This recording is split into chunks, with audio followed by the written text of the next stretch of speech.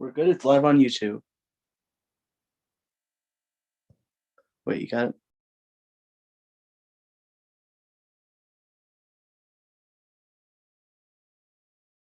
Okay, there we go. Okay, hello everybody. Welcome. My name is Chef Rob. Thank you to the Hop Hog Public Library for having me. I believe you have all of your kits, something just like this, where you have some raisins inside here. You have a little bit of caraway, and you have some flour. Okay, the flour mixture has the sugar, the baking powder, the baking soda, and the salt in it. Okay, so I'm going to show you exactly how to put this together. We're going to grab 2 cups of all-purpose flour. So this will be for whenever you do want to make this from scratch on your own. Okay, 2 full cups. This is a very nice moist Irish soda bread. 1 tablespoon of the sugar. Make sure you put in that sugar for that moisture and texture. 1 teaspoon of baking powder. 1/2 teaspoon of the baking soda.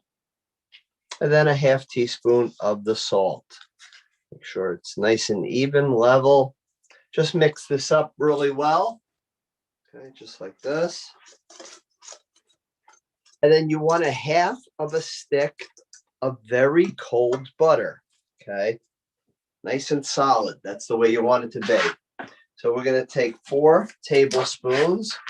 We're just going to peel this. The easiest way to kind of do this is to just put it on a food grater or a little pastry cutter and just kind of shave it right into the mixture. Okay, I'm going to hold it up so you can see it just drop in here. And that way you can just kind of toss it around for a little bit with your hands. And you just want nice, coarse crumbs. Okay.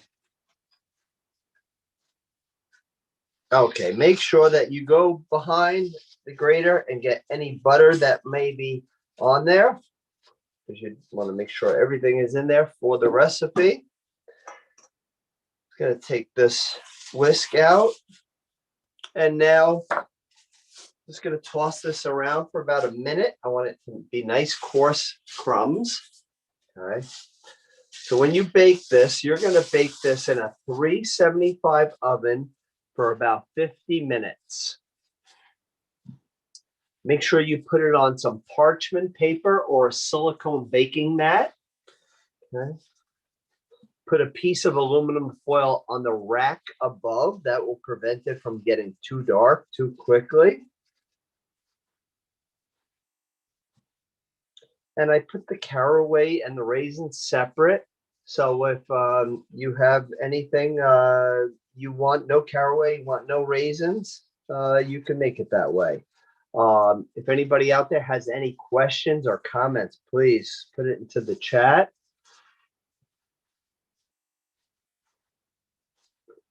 With the caraway, we're going to use about 1.5 tablespoons of the caraway seeds. So if you can see, these are nice, coarse crumbs. Again, it goes nice and easy when you do it with a food grater. I'm going to take 1.5 this. Let's put that right in there. Kind of toss that up really good. Now with the raisins can tend to be very dry, so they tend to absorb the moisture in your bread, or whether you're making scones or cookies in any baked goods. So whenever you can, take the raisins, the amount that you want in there, okay, and then put them in some very hot water for about 10 to 15 minutes, and then just pat them dry, and they will have a little moistness to them, and they won't make your baked good very dry. Okay, so I am going to put in 1/3 cup of the raisins. Let's drop that right in there. We're just going to toss this good.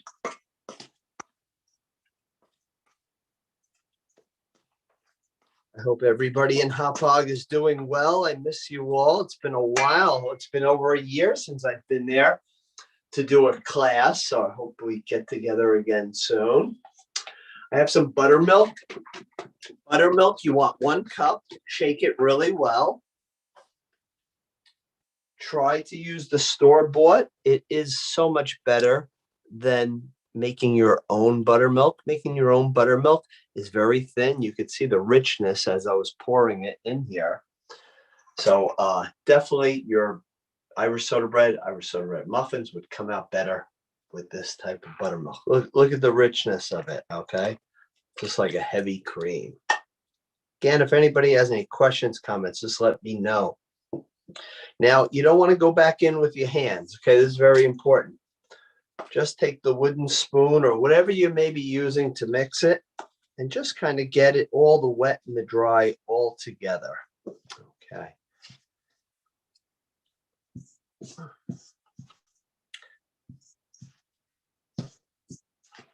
If you put too much flour in it, it could make it like almost like crumble apart the Irish soda bread. This is a nice moist one, but again, protect it with a sheet of aluminum foil on the rack above. Okay.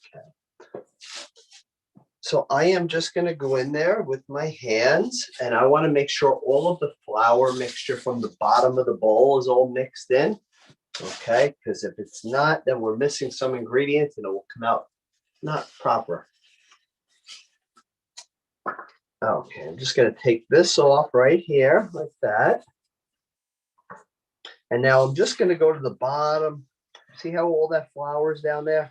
I want to get that all mixed in. Okay.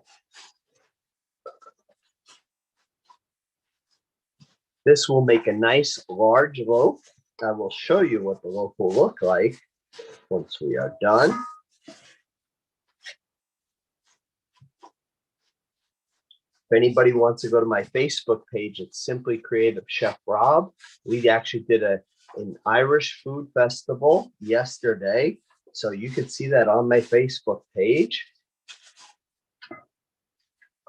Okay, so if you can notice, there is no dry ingredients now at the bottom of the bowl. Okay, so I'm just going to leave that right there. I am just going to dust my work surface with a little bit of flour. And now I'm just going to take this dough just like this. Put that right in here. Now, don't start playing with the top of the dough. You actually want to grab it from the bottom. That way you don't get Irish soda bread all over your hands. Again, this is going to be 50 minutes in a 375 oven towards the lower rack. Put some parchment paper or a silicone baking mat, and it will protect it, okay?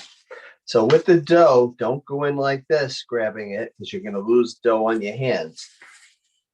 It's on some flour, so flip it over and then just kind of roll it, okay, in the flour.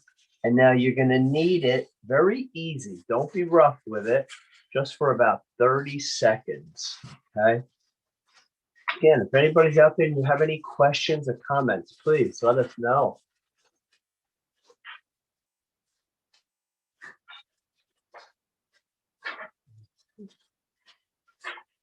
So yesterday we did a corned beef and cabbage in a slow cooker.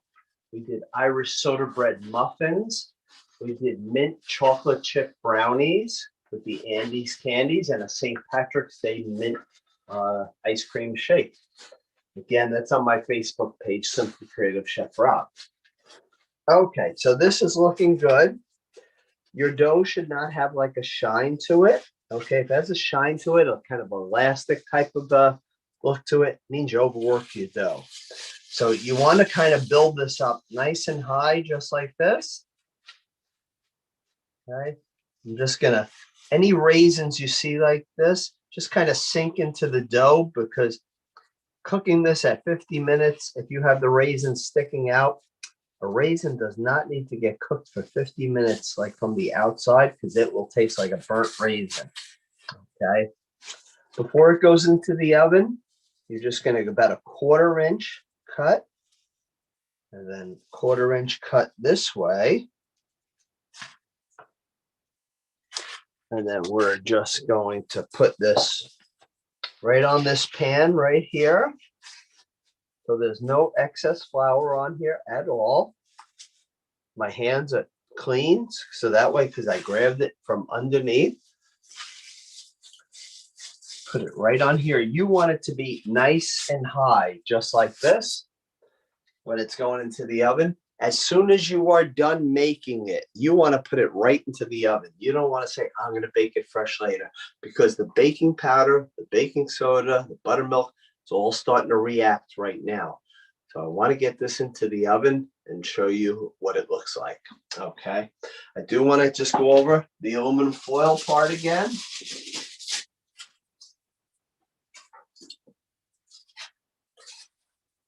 So just for an example, so this would go towards the lower rack of the oven.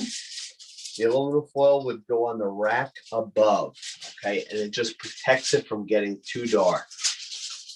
So I am going to show you the before and the after. Like that. So that is how it will grow. See how it expands and it's about the same height, but it definitely widens. This you will get about 8 nice pieces out of it. So it's a really large loaf of Irish soda bread. Okay, something like this in the bakery, probably about $6 for something like this, $6, $7 now. So any questions out there? No, don't this? see any. No? All right. So everybody, I hope you have a great day. I hope you make this Irish soda bread. And please, again, go to my Facebook page, Simply Creative Chef Rob, to look at all the different programs that I've done and also coming up too. We always do different classes depending on the spring, the holidays. So Cinco de Mayo will be coming up, spring dishes, and then into summer. I want to thank the Hop Hog Public Library. Krista, thank you so much for always having me. And everybody out there, all you patrons that always come visit me, thank you, and I miss you.